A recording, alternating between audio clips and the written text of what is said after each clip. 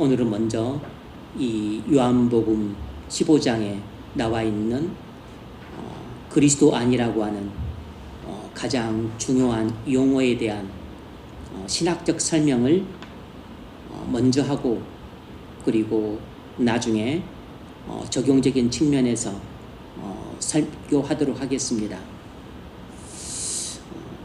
이 요한복음 15장에서 가장 중요한 핵심 용어는 그리스도 아니라고 하는 용어인데, 이것에 대한 구약적인 설명을 잠깐 여러분들에게 드리고자 합니다.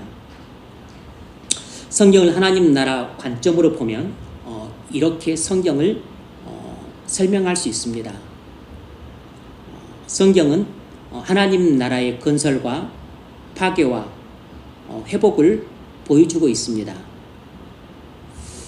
에덴 동산에 하나님 나라가 건설되었고, 아담의 범죄로 하나님 나라가 파괴되었습니다. 그래서 구약 성경은 장차 그리스도께서 오셔서 파괴된 하나님 나라를 어떻게 회복시킬 것인지를 모형을 통해 보여줍니다. 그리고 실제로 그리스도께서 이 땅에 오셔서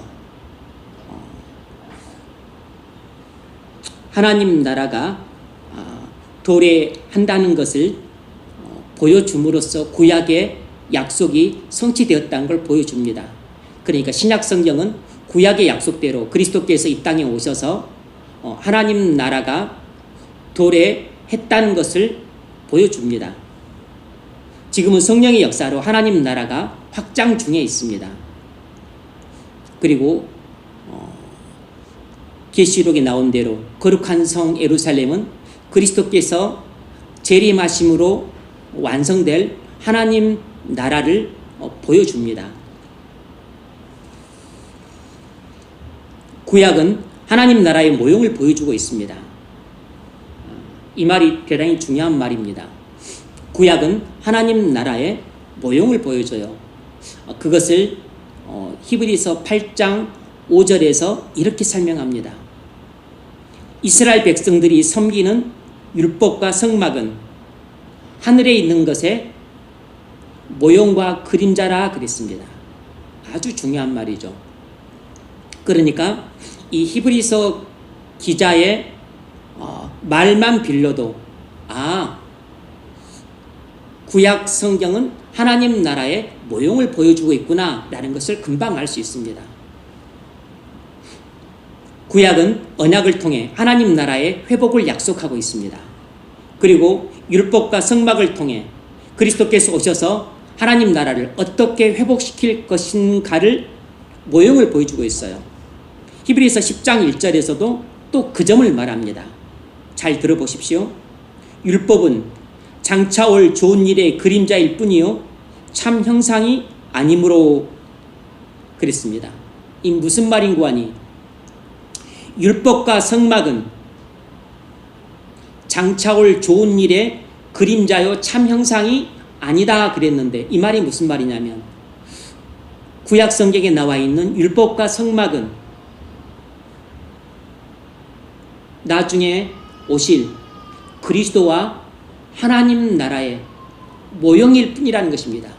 구약의 모든 율법과 그리고 율법대로 지어진 성막은 원형이 아니고 모형, 그림자, 실체가 아니고 그림자라는 것입니다.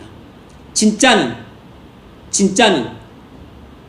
이 그리스도께서 오셔서 이루실 하나님 나라가 진짜라는 것이에요.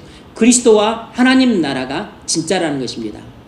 그리고 율법과 성막을 통해 보여주고 있는 것은 바로 그리스도께서 오셔서 죄로 말미암아 파괴된 하나님 나라를 회복시킬 것이라는 것, 그것을 구약은 율법과 성막을 통해 보여주고 있고, 그리고 신약에서는 실제로 그리스도께서 오셔서 하나님 나라를 건설하시고 완성하시는 것입니다. 이것이 바로 신구약 성경을 하나님 나라 관점으로 바라볼 때 이렇게 요약해서 설명할 수 있어요. 반면에 신약은 하나님 나라의 원형을 보여주고 있습니다. 신약은 그리스도께서 오셔서 하나님 나라가 도래함으로 구약의 언약을 성취하고 있다는 것을 보여줍니다. 그리스도께서는 교회를 통해 장차 회복될 하나님 나라의 원형을 보여줍니다. 거룩한 성 예루살렘이 바로 그리스도를 통해 완성될 하나님 나라인 거죠. 이것이 신구약 성경을 하나님 나라 관점으로 바라보는 것입니다. 구속사적 관점으로 바라보는 것과 일맥상통해요. 구속사의 시작은 창세기 12장입니다. 그런 정도를 알고 계셔야 돼요. 구속사의 본격적인 시작은 창세기 12장에서 하나님께서 아브라함을 갈대아 우르 땅에서 가나안 땅으로 부르시는 대목부터 시작을 해요.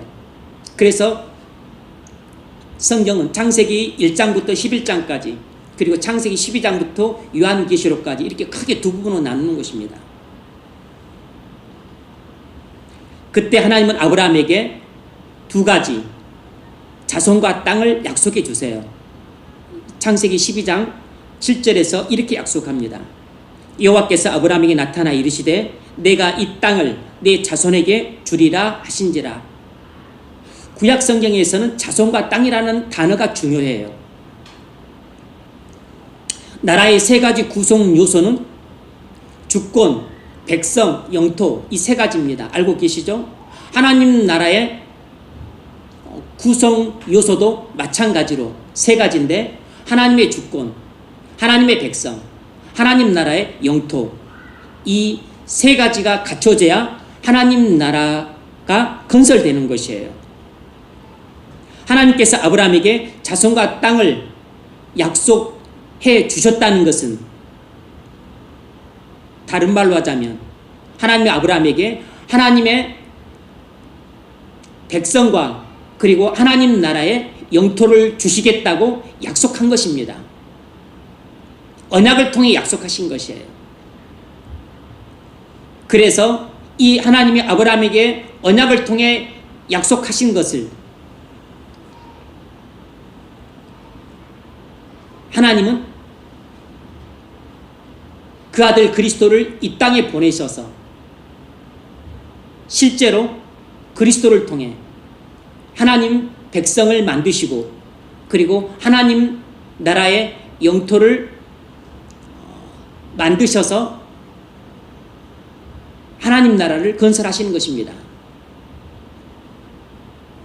그래서 구약은 시종일관 자손과 땅 이야기만 하고 있어요.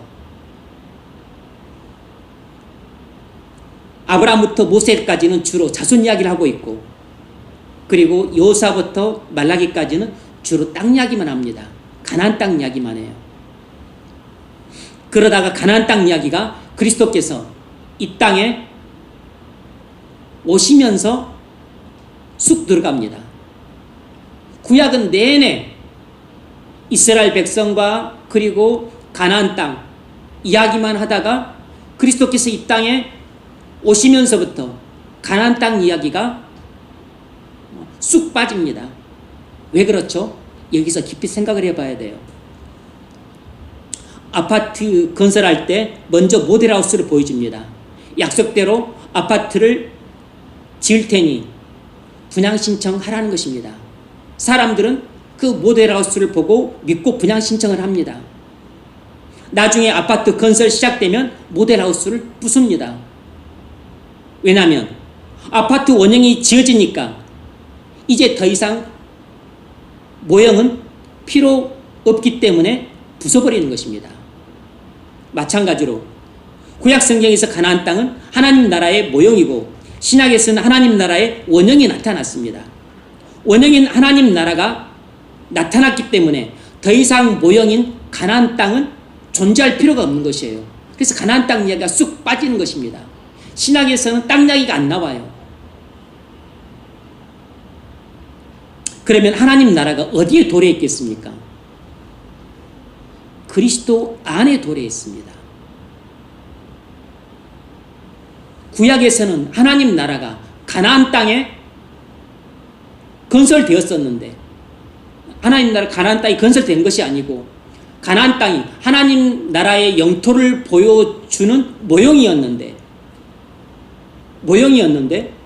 신약에 와서는 가나안 땅은 사라졌어요. 그러면 가나안 땅을 이제 모형을 대체할 원형이 나타났는데 그 원형이 뭐냐면 바로 그리스도 안이에요. 그리스도 안이 하나님 나라의 영토가 되는 것입니다. 어떻게 그리스도 안이 하나님 나라의 영토가 되죠? 가나안 땅은 눈에도 보이고 그곳에 사람들이 터를 잡고 사니까 영토라는 게 이해가 되는데 그리스도 안은 어디 들어가 살 수도 없는데 그리스도 안은 하나님 나라의 영토입니다. 물론 이것도 이 땅에서는 영적인 의미에서 하나님 나라의 영토인 것이에요. 그리스도 안으로 어떻게 들어갑니까? 오직 믿음으로 그리스도 안으로 들어가는 것입니다. 다시 말해서 우리는 그리스도를 믿음으로 하나님 나라 안으로 들어가는 것입니다. 그리스도 안이란 바로 하나님 나라 안을 말하는 것이에요. 마태복음 9장을 보면 예수님이 침상에 누운 중풍병자와 그들을 데리고 온 사람들의 믿음을 보시고 내 죄사함을 받았느니라 이렇게 선포하십니다. 중풍병자와 그들을 들고 온 사람들의 믿음을 보시고 내 죄사함을 받았느니라 이렇게 선포하세요. 중풍병자가 죄사함을 받았다는 것은 믿음으로 그리스도 안으로 들어왔다는 뜻이에요.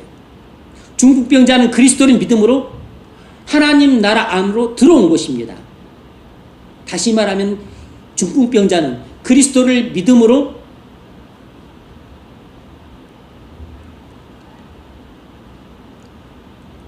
죄사함을 받고 하나님의 영원한 진노를 피하게 되었습니다. 이것을 로마서 8장 1절에서는 교리적으로 이렇게 진술을 해요. 그러므로 이제 그리스도 예수 안에 있는 자에게는 결코 정죄함이 없나니 그리스도 안에 있는 자에게는 결코 정죄함이 없다. 이 말이 무슨 말이냐면 누구든지 주 예수 그리스도를 믿음으로 그리스도와 연합된 사람은 죄사함을 받고 의롭다함을 받아서 지옥에서 벗어나서 하나님 나라로 들어왔다는 것입니다. 그러므로 우리는 주 예수 그리스도를 믿음으로 그리스도 안으로 들어왔습니다. 바로 그 그리스도 안이 어디냐면 그리스도의 주권적 통치가 미치는 영역이에요. 그리스도 안에 있다는 말은 그리스도와 연합되어 있다는 뜻입니다. 그러므로 우리는 그리스도를 믿음으로 그리스도와 연합되었어요. 우리는 그리스도를 믿음으로 그리스도 안에 있는 것입니다. 그리스도 안이 바로 하나님 나라예요. 우리는 그리스도를 믿음으로 하나님 나라 안으로 들어온 것입니다. 이것을 영적으로 표현할 때 그리스도 안에 있다고 말하는 것이에요. 그러면 아직도 하나님 나라 영토의 실체는 나타나지 않았어요. 언제 나타날까요? 그리스도께서 재림하실 때 그때 하나님 나라의 영토가 실제 나타납니다. 아직까지는 그리스도께서 초림하심으로 하나님 나라가 이 땅에 도래했지만 완성되지는 않았어요. 그리스도께서 재림하실 때 하나님 나라가 완성이 됩니다. 그러므로 지금은 그리스도께서 하나님 나라의 주권을 갖고 그리고 자기 피로 구속하신 자들을 백성을 삼고 그리고 하나님 나라의 영토는 지금은 영적인 의미로만 존재하는 것이에요. 그 영적인 의미로 존재하는 하나님 나라의 영토가 어디냐면 바로 그리스도 안인 것입니다. 조금 신학적인 내용이라 이해하는 것이 조금 어렵죠? 근데 또 반복적으로 계속 들으시면 나중에 이해가 될 겁니다. 지금은 이해가 안 돼도 나중에는 이해가 될 수 있어요. 그러니까 걱정 안 하셔도 됩니다. 이 내용이 아주 중요한 내용이라 여러분들에게 꼭 설명을 해야 되겠게 말씀을 드린 것입니다.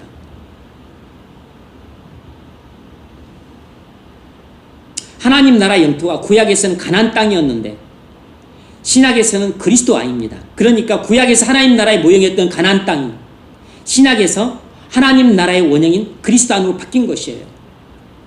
그리스도 안은 하나님 나라의 영토입니다. 하나님의 나라의 영토란 그리스도의 주권적 통치가 미치는 영역이에요. 구약에서는 하나님 나라가 눈에 보이는 영토로 나타났던 반면에 신약에서는 하나님 나라가 눈에 보이지 않는 영토로 나타났습니다. 구약에서 하나님 나라는 모형이지만 신약에서 하나님 나라는 원형이에요. 원형이라고 하면서 왜 하나님 나라가 영토가 눈에 보이는 영토, 손에 잡히는 실체로 나타나지 않았죠? 아직 이 땅에 하나님 나라가 완전히 임하지 않았기 때문입니다. 하나님 나라가 이 땅에 도래했고 지금 건설 중에 있지만 완성되지는 않았어요. 장차 하나님 나라 그리스도께서 재림하셔서 장차 하나님 나라가 완성이 되면 그때는 확실하게 하나님 나라의 왕이신 그리스도께서 통치하시고 그리고 그리스도의 피로 구속함을 받은 자들이 하나님 나라의 백성이 되어서 그리고 실제로 영적인 의미가 아닌 실제로 하나님 나라의 영토 안에서 영원토록 살게 될 것입니다. 우리가 영원토록 살게 될 하나님 나라의 영토가 지금은 그리스도 안이라고 하는 영적인 의미로 나타나고 있는 것이에요. 그런데 주님은 오늘 본문에서 이렇게 말씀하십니다. 4절에서 내가 내 안에 거하나 나도 너희 안에 거하리라. 이 안이라는 말이 중요해요. 내 안에 거하라. 너희는 내 안에 거하라. 나도 너희 안에 거하리라. 5절에서 그가 내 안에 내가 그 안에 거하며 7절에서 너희가 내 안에 거하고 내 말이 너희 안에 거하며 비슷한 말을 계속 반복합니다. 이 말씀이 무슨 뜻입니까? 너희가 내 안에 거하고 내가 너희 안에 거하며 무슨 말이죠? 내가 주님 안에 거하는 것은 주님이 내 안에 거하는 것과 똑같다는 뜻입니다. 이것은 나와 주님이 연합되어 있다는 뜻이기도 해요. 내가 그리스도 안에 거하면 그리스도 안이 하나님 나라의 영토가 됩니다. 또 그리스도께서 내 마음에 거하시면 잘 들어보십시오. 그리스도께서 내 마음에 거하시면 내 마음 안이 하나님 나라의 영토가 돼요. 아, 목사님이 헷갈리네. 그리스도 안이 영적인 의미에서 하나님 나라의 영토라면서요.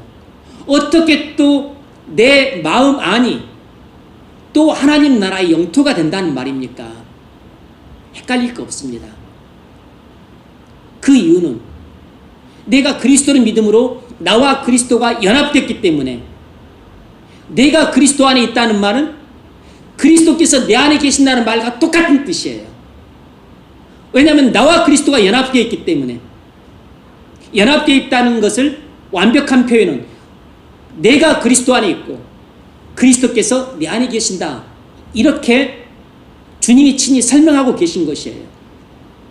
그러므로 내가 그리스도 안에 있다 할 때는 그리스도 안이 영적인 의미의 하나님 나라 영토가 되는 것이고 그리스도께서 내 안에 계신다 라고 말할 때는 그리스도께서 왕으로서 내 안에 계셔서 내 마음 안에서 주권적 통치를 하시는데 내 마음 전부가 하나님 나라의 영토가 아니고 내 마음이 아주 우주처럼 넓잖아요. 넓은데 그리스도의 주권적 통치에 순종하는 영역만큼만 하나님 나라의 영토인 것이에요. 그러니까 내 마음이 우주만큼 넓은데 내 마음이 지금 여기 예배당만큼 넓은데 이 예배당 중에서 그리스도의 주권적 통치에 제가 여기 그 강대상만큼만 순종하고 있다면 제 마음속에 건설된 하나님 나라는 딱 요 강대상, 요 강단, 요만큼만 하나님 나라 영토인 것이에요. 나머지는 그리스도의 주권적 통치에 제가 불순종하며 살고 있기 때문에 세상 나라인 것입니다. 사단의 나라인 것이에요. 그러니까 내 마음 안에는 하나님 나라와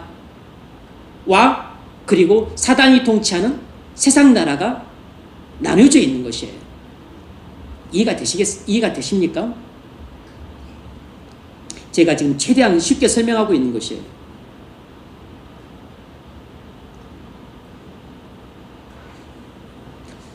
누가복음 17장 20절에서 주님이 이 말씀을 하세요.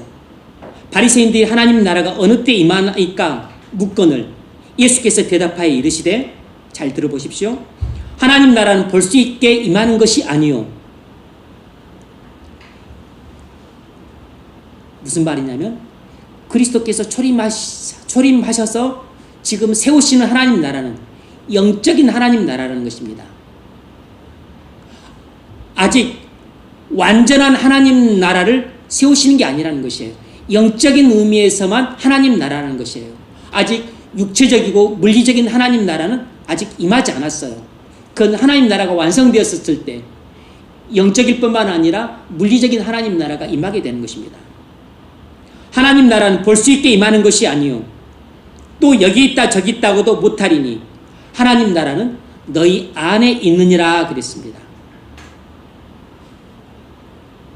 그래서 그리스도께서 이 땅에 초림하심으로 세우시는 하나님 나라는 영적인 하나님 나라예요.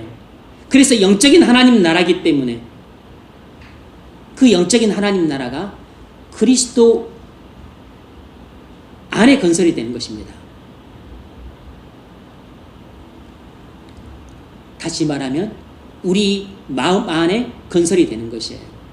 우리 마음 전부가 아니고 우리 마음 중에 절반만 그리스도의 통치에 순종하고 있다면 절반만 하나님 나라고 절반은 아직도 죄가 통치까지는 아니지만 죄에 굴복하고 사단에게 굴복하고 세상의 유혹에 굴복하니까 절반은 세상 나라인 것이에요.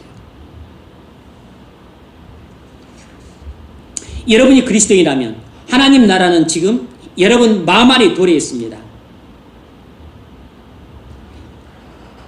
오늘 여러분이 설교를 듣고 예수를 믿고 구원받는다면 여러분 안에 하나님 나라는 아주 전만큼 하나님 나라가 임했을 겁니다. 겨자씨만큼 하나님 나라가 똑 이렇게 임한 것이에요. 이제 갓 회심한 사람의 마음속에 건설된 하나님 나라는 넓지 않은 것입니다. 1만큼 한 평 정도만큼 임한 것이에요. 그러니까 내가 그리스도 안에 있다는 것은 하나님 나라에 있다는 뜻입니다. 또 그리스도께서 내 안에 있다는 것은 그리스도께서 내 안에 왕으로 통치하시는 하나님 나라가 내 마음 안에 순종하는 평수만큼 건설되었다는 것이에요. 제가 그리스도의 주권적 통치에 1만큼 순종하면 내 마음 안에는 하나님 나라 영토가 한 평인 것입니다. 내가 그리스도의 주권적 통치에 100만큼 순종하면 내 마음속에 건설된 하나님 나라의 영토는 100평인 것이에요. 만만큼 순종하는 사람은 하나님 나라 영토가 만평인 것입니다. 그래서 각 사람의 마음속에 건설된 하나님 나라의 땅은 각 사람마다 다른 것입니다. 순종하는 만큼 하나님 나라는 넓은 것이에요. 불순종하는 만큼 하나님 나라는 좁아지고 그리고 작은 것입니다. 그리스도 안에 있다는 말과 그리스도 안에 거한다는 말은 큰 차이가 있다고 했습니다. 내가 그리스도 안에 있다는 말은 무슨 뜻이냐면 단순히 내가 그리스도와 연합되었다는 뜻이에요. 그걸 하나님 나라의 관점으로 해석하면 나는 하나님 나라 안으로 들어왔을 뿐이라는 것입니다. 이것을 모형론적으로 말하자면 구약의 의미로 설명하자면 이스라엘 백성이 요단강 건너서 가나안 땅으로 막 들어온 상태인 것입니다. 지금 요단강을 건너서 지금 가나안 땅으로 이제 막 발을 디딘 것이에요.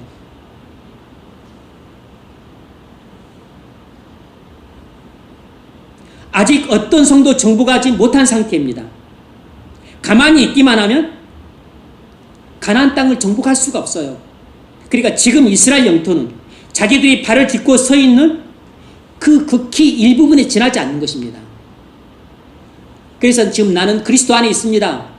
지금 이런 상태에 있는 사람은 하나님 나라의 영토가 아주 조그만 것입니다.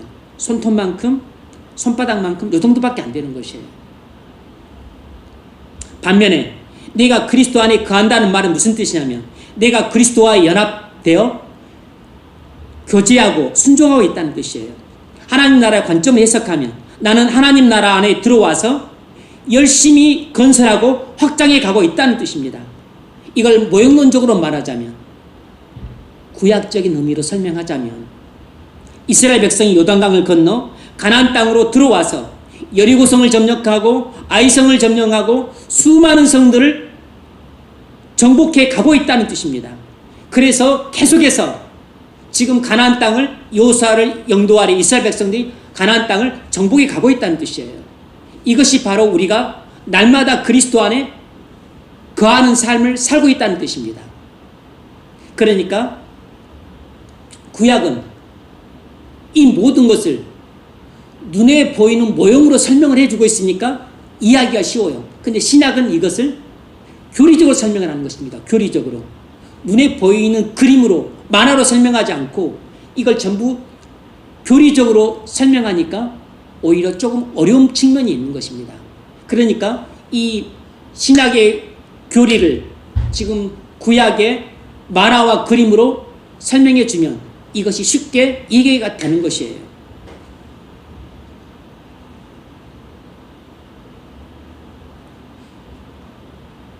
즉 내가 그리스도 안에 거한다는 것은 날마다 내 안에, 날마다 내가 그리스도 안에 거한다는 말은 내가 날마다 그리스도의 주권적 통치에 순종함으로 날마다 하나님 나라 영토가 지금 쭉쭉 늘어나고 있다는 뜻이에요.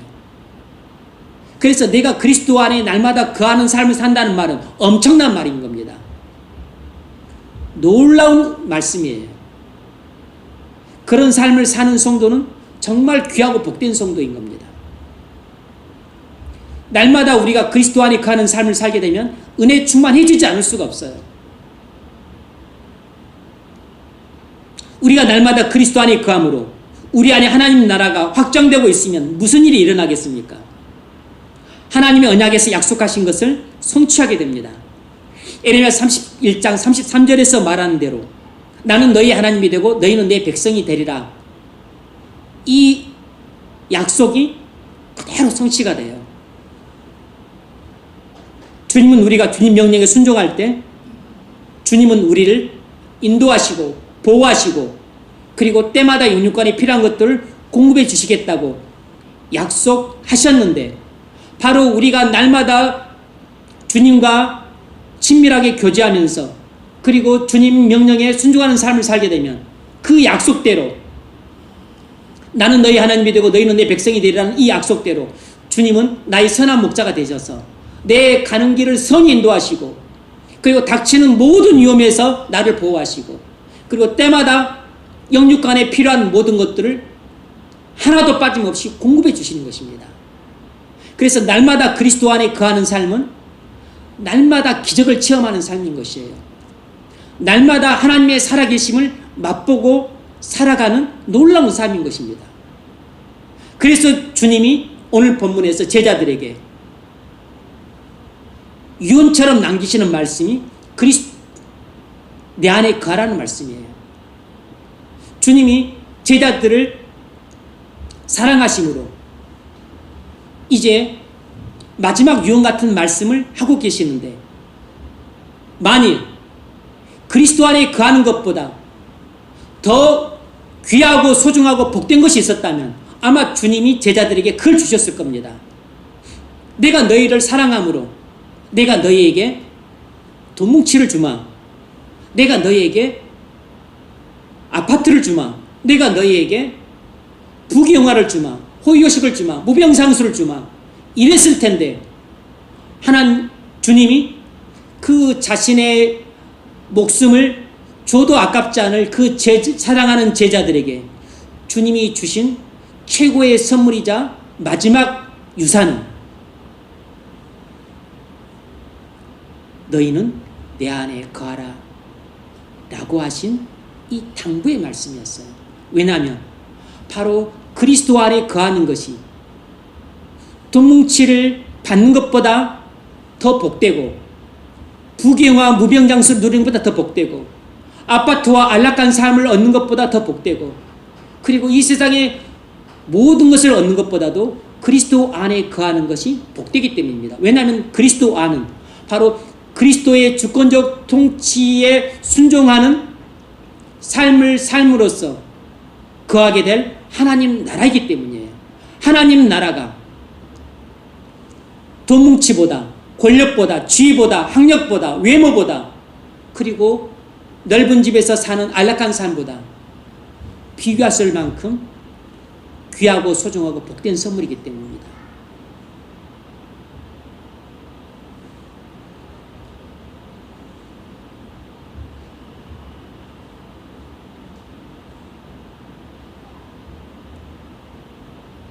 우리는 그리스도 안에 거할 때 열매를 많이 맺습니다.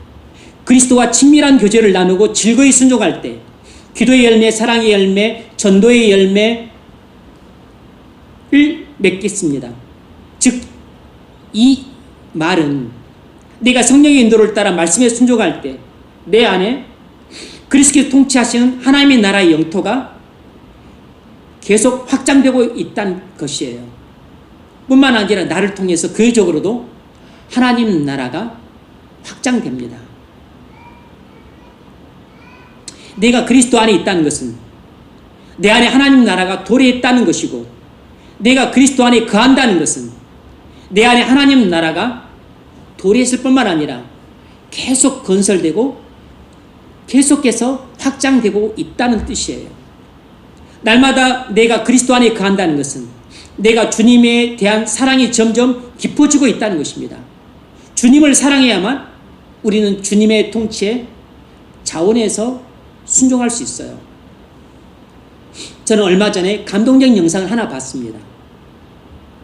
주인이 개가 먹고 있는 개 밥그릇에 담긴 고기 3덩어리 중에 하나를 끄집어내서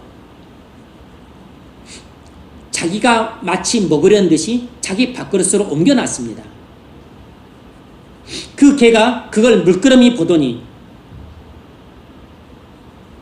아주 놀라운 일을 했어요.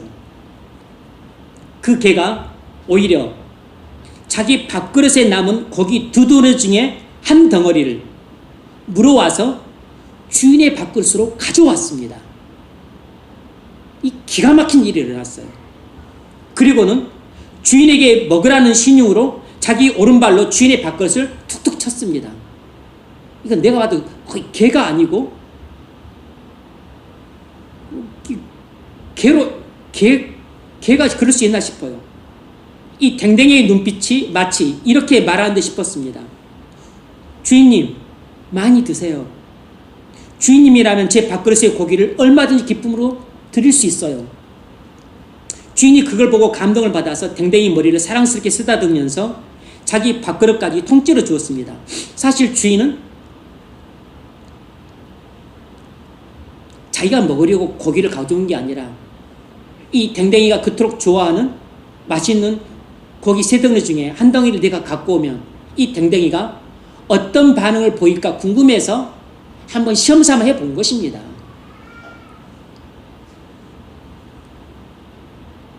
댕댕이의 주인에 대한 사랑을 한번 확인하고 싶었던 것이에요. 여러분, 하나님도 우리에게 이렇게 테스트하실 때가 있습니다. 하나님이 우리에게 재물을 주시고서 재물 3개 중 하나를 내놓으라고 하실 때가 있습니다. 그때 여러분은 어떻게 반응하시겠습니까? 그때 말 못하는 댕댕이가 자기 밥그릇에 고기 한 점을 더 가져다가 주인 밥그릇에 옮겨놓듯 우리가 과연 주님께 제가 아직도 재물 2덩어리가 있는데 한 덩어리 더 갖다 쓰셔도 됩니다, 주님. 이렇게 말씀할 수 있을까요?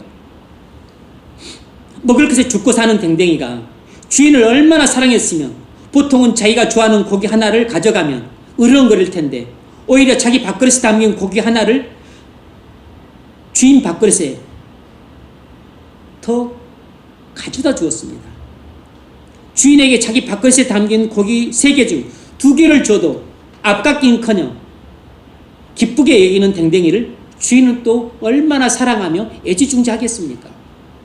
저는 이걸 보면서 나는 저 댕댕이만큼도 못하구나 하는 생각이 들었습니다. 주님이 제게도 똑같이 재물 3개 가운데에서 주님이 제게 재물을 3개를 주었는데 하나를 떡하니 가져가세요. 그래 말은 못하고 기분이 몹시 조금 언짢으면서 마음속에 불만이 들 수도 있겠다. 뭐 그런 생각을 해봤습니다.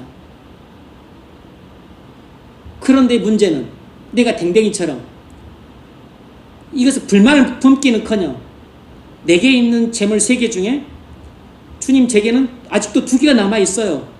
주님 하나를 더 가져가셔도 돼요 주님. 이렇게 내가 자원해서 기쁨으로 내어드릴 수 있을까?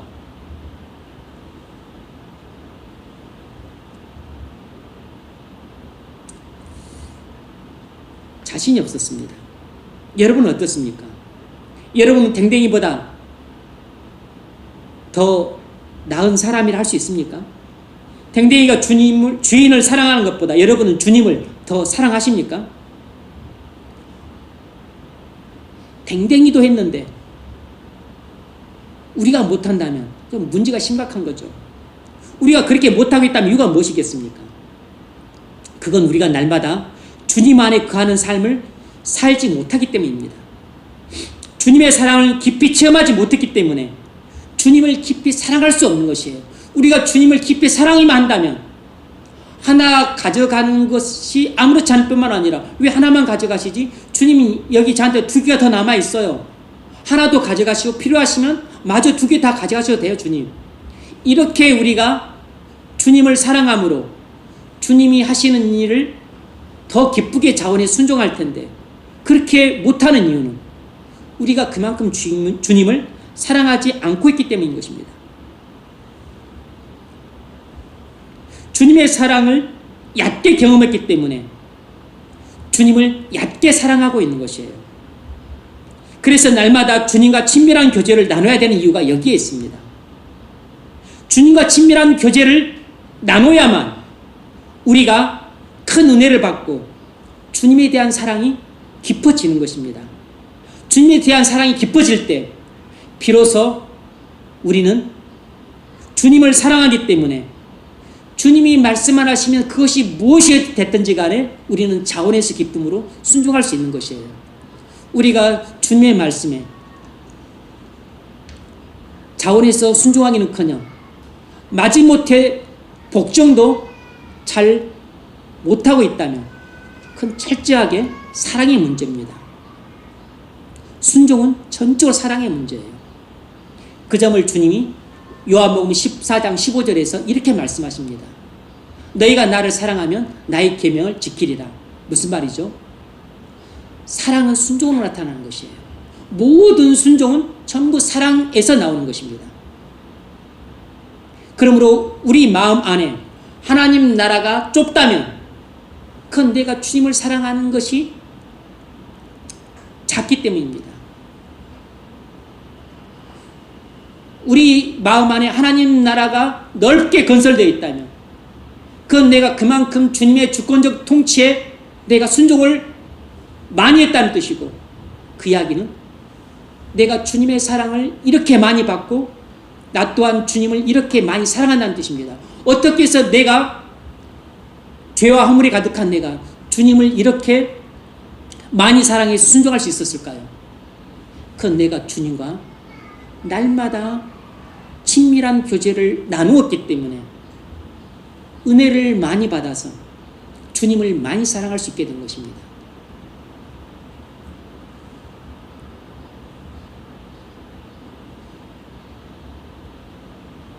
사랑에만 순종할 수 있습니다. 사랑하지 않으면 순종하지 않습니다. 주님이 우리 안에서 왕으로 통치하실 때 우리가 주님을 사랑해야만 그 주권적 통치에 순종을 해요. 자원에서 순종하는 영역이 넓어지면 그만큼 우리 안에 하나님 나라가 넓어집니다. 그러면 그만큼 우리는 사랑과 기쁨과 평강을 누리게 돼요. 로마서 14장 17절에서 하나님 나라를 이렇게 설명합니다. 하나님 나라는 먹는 것과 마시는 것이 아니요 오직 성령 안에 있는 의와 평강과 희락이라 그랬습니다. 이건 하나님 나라의 설명에 대한 아주 중요한 설명이에요. 하나님 나라는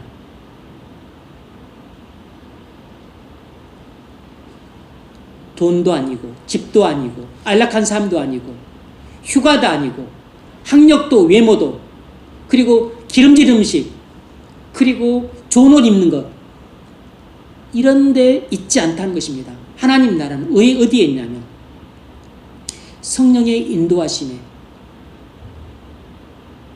순종할 때 우리 마음속에 하나님 나라가 건설된다는 것입니다. 그럼 우리 마음속에 하나님 나라가 건설됐다는 것을 내가 어떻게 알 수 있을까? 알 수 있는 증거가 있습니다. 그건 뭐냐면 우리가 성령의 인도하심에 순종할 때 하나님 나라가 건설이 되면 하나님 나라가 건설됐다는 증표로 우리 안에 얼굴에 기쁨이 나타나는 것이에요. 우리 마음속에 평강이 넘치는 것입니다. 우리 마음속에 주님에 대한 사랑이 넘치고 그리고 사람들에 대한 사랑이 넘치는 것입니다. 우리 마음속에 사랑이 가득하고 기쁨이 가득하고 평강이 가득하다면 그건 내가 주님을 사랑함으로 주님의 통치에 순종해서 하나님 나라가 지금 신나게 넓어지고 있다는 뜻입니다.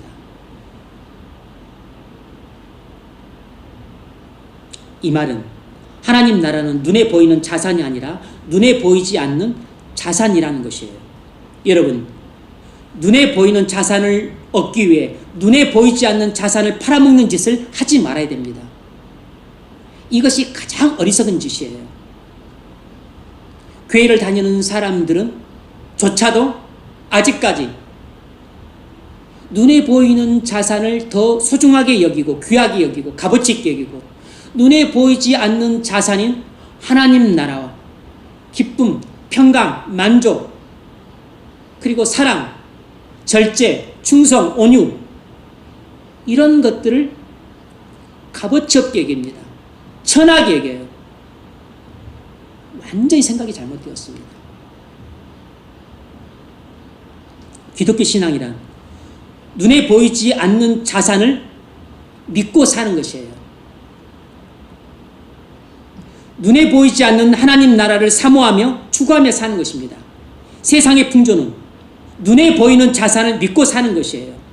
학력을 추구하고 사회적으로 높은 지위를 추구하고 많은 재산을 버는 것을 추구하고 그리고 안락한 삶, 부귀영화, 무병장수, 호의호식을 추구하며 평생을 사는 것입니다. 그 마음이 우리 안에 양분되어 있는 것이에요. 그리스도의 통치에 순종을 하게 되면 내 마음 안에서 하나님 나라 영토가 넓어짐으로 세상 나라는 정복되어서 축소되는 것이고 그리스도와 친밀한 교제를 나누지 않고 그래서 사랑하지 않으므로 순종하지 않게 되면 당연히 내 안에 있는 죄가 득세를 하고 그리고 사단이 활개를 치고 그리고 세상의 유혹에 내가 무너짐으로 내 마음 안에서 세상 나라의 영토는 확장이 되고 하나님 나라의 영토는 쪼그러들어서 손톱만큼 눈곱만큼으로 하나님 나라의 영토가 쭉 쫄아들게 되는 것입니다.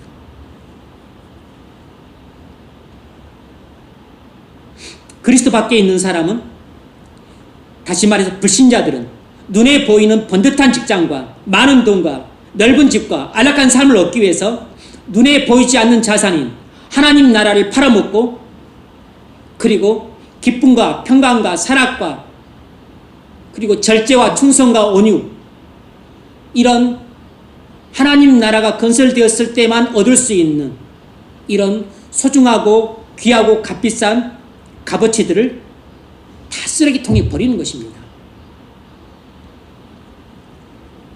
그런 어리석은 짓을 하는 것이에요. 심지어 그리스도 안에 있는 사람도 이런 어리석은 짓을 자주 합니다.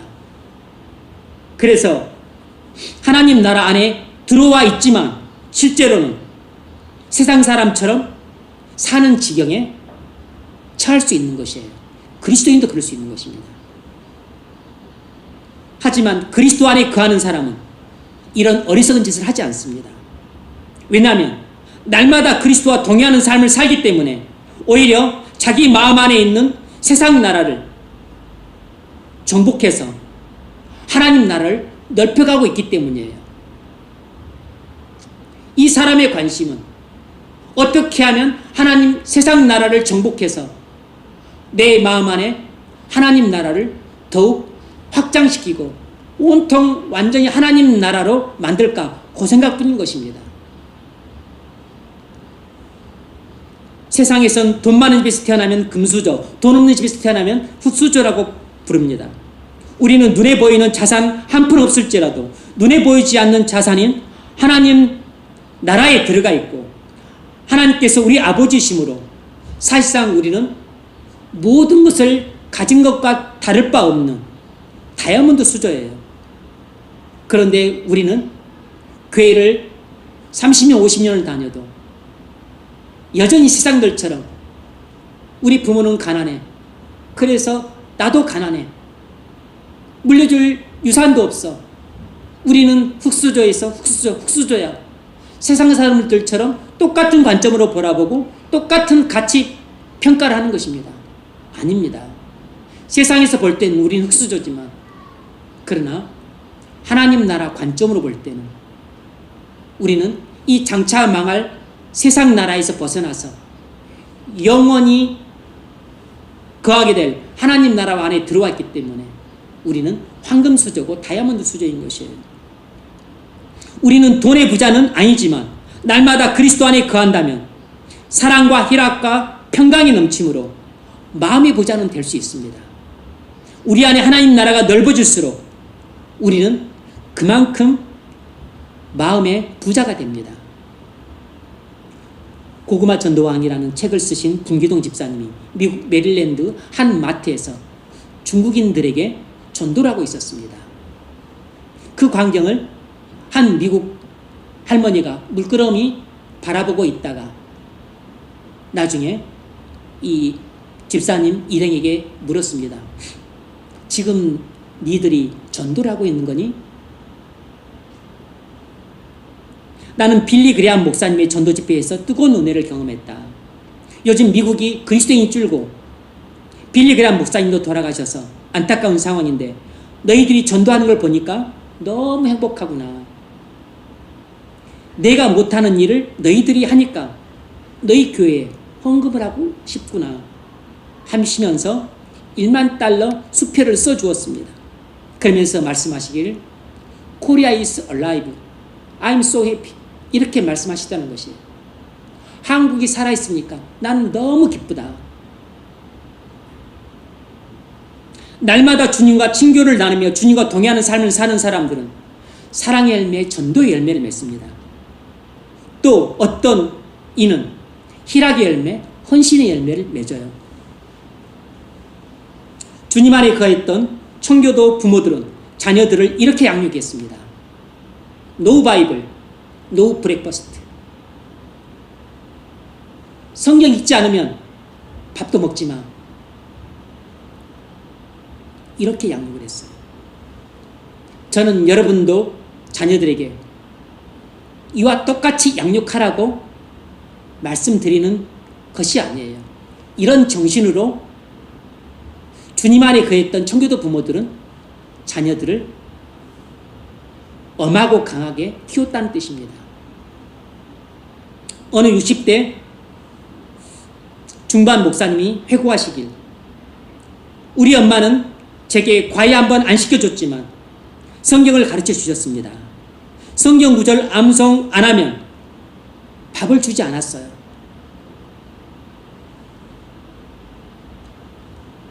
옛날에 경건했던 부모님들은 자녀들을 이렇게 양육했습니다. 날마다 주님 안에 거하기를 힘썼던 경건한 부모님들은 자녀들을 인간적인 사랑으로 사랑했던 게 아니고 그리스도의 사랑으로 사랑했기 때문에 엄할 때 엄하고 부드러울 때 부드럽고 그리고 매를 들 때 매를 들고 그리고 가슴으로 품어줄 때 품어줬던 것이에요. 부모가 자녀들에게 물려줘야 될 유산이 무엇이겠습니까? 많은 부모님들은 자식들을 인간적으로 사랑하니까 가급적 많은 재산을 물려주려고 합니다. 그게 자식에 대한 부모의 끔찍한 사랑이라고 굳게 믿고 있는 것이에요. 맞습니다. 사랑 맞아요. 그런데 그건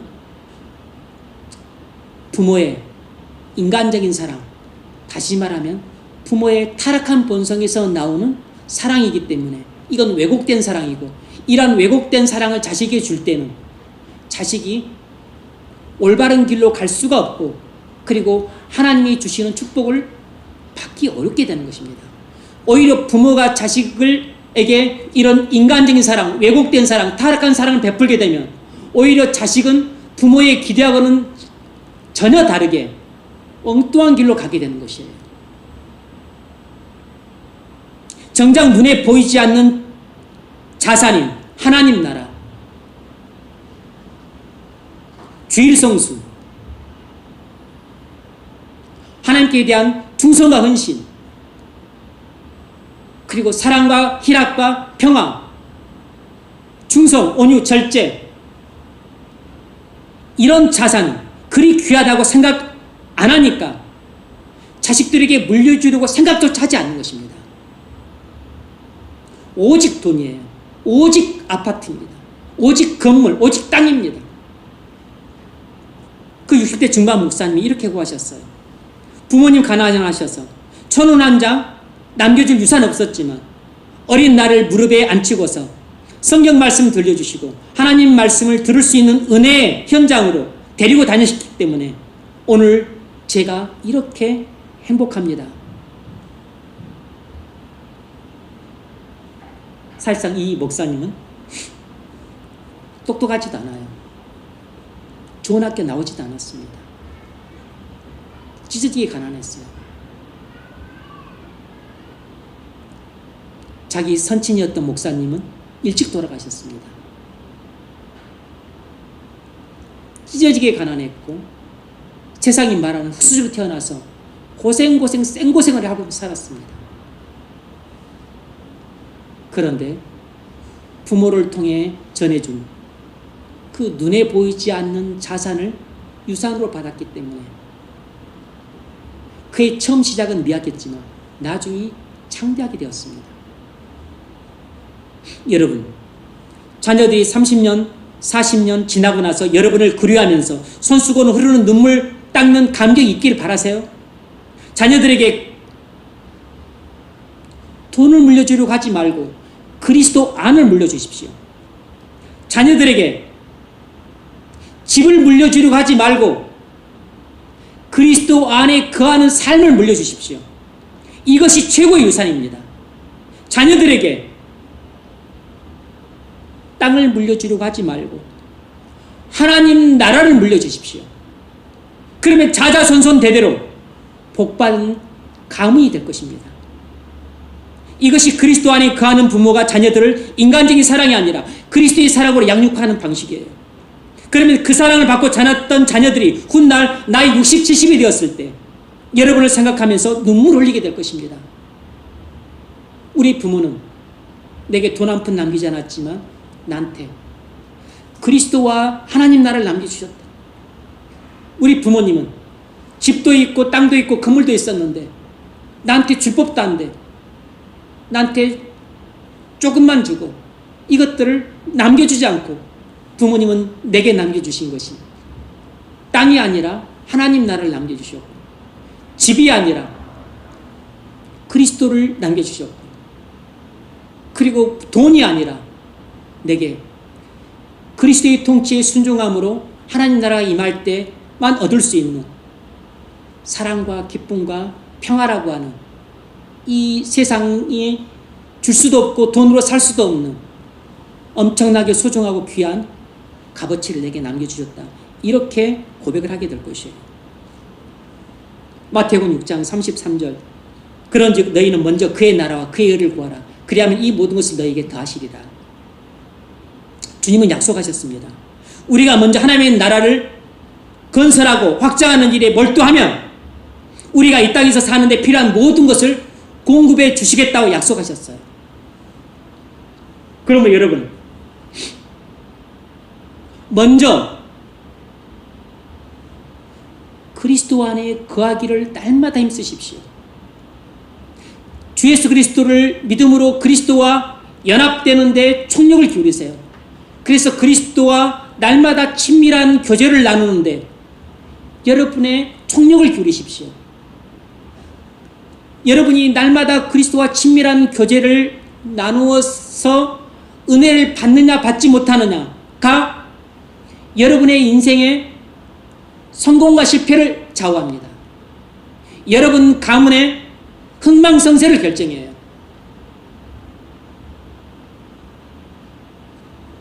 여러분이 날마다 그리스도와 친밀한 교제를 통해서 그래서 주님의 은혜를 받고 주님을 사랑하게 되므로 그리스도의 주권적 통치에 순종하는 삶을 즐거이 살게 되면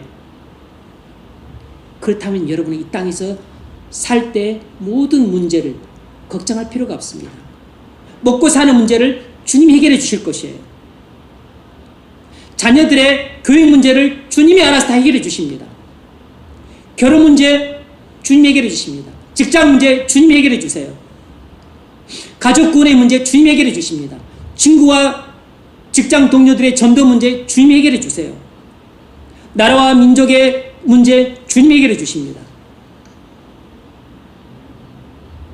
영혼 구원의 문제, 교회 부흥의 문제도 주님이 해결해 주세요.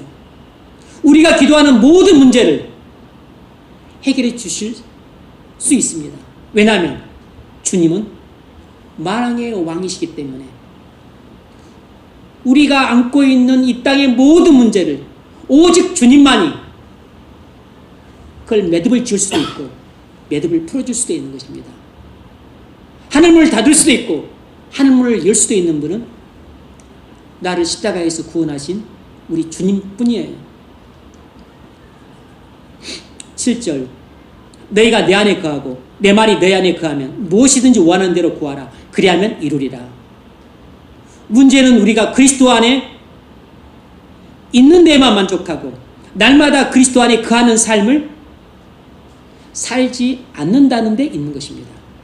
말씀을 맺겠습니다. 그러므로 여러분 날마다 그리스도 안에 거하십시오. 이것이 여러분 인생의 성패를 좌우합니다. 여러분 인생의 행복과 불행도 결정을 해요. 여러분이 그리스도 안에 있는 데만 만족하고 살면 여러분 대단히 찌그러지고 일그러지고 부끄러운 그리스도인 삶을 살게 돼요. 그러나 우리가 날마다 그리스도 안에 거하는 삶을 살게 되면 그리스도와 친밀하게 교제를 나누고 그리고 주님께 은혜를 받고 그래서 주님을 사랑함으로 즐거이 순종하는 삶을 살아서 날마다 세상 나라를 정복하고 하나님 나라의 영토를 넓혀간다면 우리 마음속에 내가 구하지도 않았던 사랑과 희락과 평화가 가득 넘치면서 먹을 것과 마실 것 주님이 해결해 주십니다. 결혼 문제, 직장 문제, 자녀 문제 주님이 해결해 주세요. 날마다 묵상과 기도를 통해서 주님과 친밀한 교제를 나누십시오. 이것이 그리스도 안에 거하는 삶에서 가장 중요한 부분입니다. 주님과 친밀한 교제가 안 되니까 죄 가운데 빠져 사는 것이에요. 주님과 친밀한 교제가 돼야 성령의 인도를 따라 말씀에 순종하는 거룩한 삶을 살 수 있습니다. 물론 순종이 가장 중요해요. 순종이 없으면 하나님 나라도 없는 것입니다. 순종이 가장 중요하지만 이런 자원하는 마음으로 기쁘게 하는 순종, 이 순종이 어디에서 나오냐면 주님과 친밀한 교제에서 나오는 것입니다. 주님과 친밀한 교제가 있으면 자원하는 마음으로 기쁘게 순종하는 게 나오는 것이고 주님과 친밀한 교제가 없으면 주님을 사랑하지 않으니까 주님께 순종하지 않고 죄에 굴복하고 세상의 유혹에 굴복하게 되는 것입니다. 날마다 순종함으로 여러분 마음 안에 하나님 나라의 영토가 점점 넓어지기를 바랍니다. 한 평이 100평으로, 100평이 만평으로, 만평이 100만평으로 그렇게 나날이 넓어질 수 있기를 바랍니다. 그러면 우리에게 기도의 열매, 사랑의 열매, 전도의 열매뿐만 아니라 충성의 열매, 헌신의 열매, 온유의 열매, 절제의 열매, 수많은 아름답고 거룩한 열매들이 풍성히 맺히게 될 것입니다. 그런 은혜와 축복이 있기를 주의 이름으로 축원합니다.